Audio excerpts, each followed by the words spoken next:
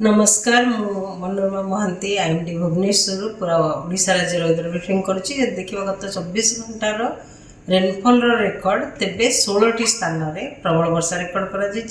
सर्वाधिक वर्षा रेकर्ड कर पुरी जिले में सत्यवादी ठारे 105 मिलीमीटर वर्षा। टोटल मनसून वर्षा आमर प्रथम जून ठू नहीं कि 18 जुलाई पर्यंत टोटल वर्षा राज्य में रही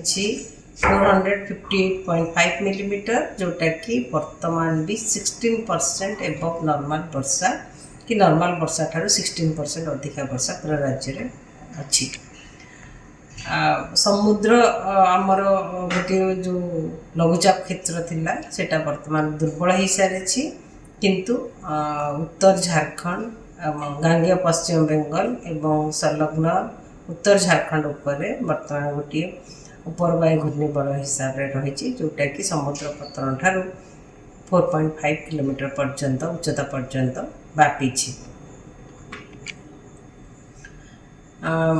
आगामी 24 घंटा मध्य राज्य में अनेक स्थान में हल्का मध्यम वर्षा होगार संभावना रही सहित प्रबल वर्षा गोटे कि दुईटा स्थान में जमीक मयूरभंज केउंझर सुंदरगढ़ झारसुगुड़ा संबलपुर बरगढ़ सोनपुर बलांगीर नुआपड़ा कंधमाल और बौद्ध जिले में होबार संभावना रही। काली माने 19 तारीख आम अभ्यंतरण अंचल जिला गुड़िक अनेक स्थान में हल्का मध्यम वर्षा रहित उपकूलवर्ती अंचल जिला गुड़िक किसी स्थान में हल्का मध्यम वर्षा रही संभावना रही सहित कांभा स्थान में प्रबल वर्षा रही संभावना रही जमीक मयूरभंज केउंझर सुंदरगढ़ झारसुगुड़ा संबलपुर बरगढ़ और नुआपड़ा जिले में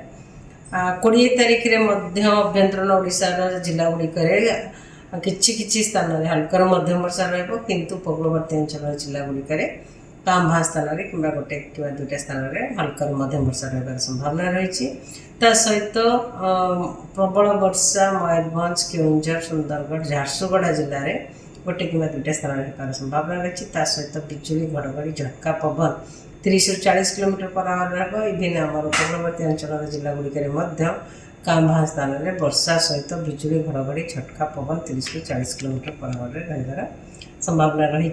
21 तारीख में अभ्यंतरण अंचल जिला गुड़िकर किछि स्थान में हल्का मध्यम वर्षा रहिंतु उपकूलवर्ती अंचल जिला गुड़िक कांभा स्थान में कि गोटे कि दुईटा स्थान में हल्का मध्यम वर्षा होगार संभावना रही किंतु मयूरभंज केउंझर बालेश्वर में वर्षा सहित बिजुली घड़घड़ी झटका पवन बेग रही 30 ରୁ 40 किलोमीटर पर आवर गोटे कि दुईटा स्थान में होपार संभावना रही। 22 तारीख में अभ्यंतरण ओडिशार जिला गुड़िक किछि स्थान में हल्का मध्यम वर्षा उपकूलवर्ती अंचल कांभा जगार कि गोटे कि दुईटा स्थान में वर्षा होगार संभावना रही सहित बिजुली घड़घड़ी झटका पवन 30 ରୁ 40 किलोमीटर पर आवर रही पारे गोटे कि दुईटा स्थान में जमीक रायगढ़ और गजपति जिले।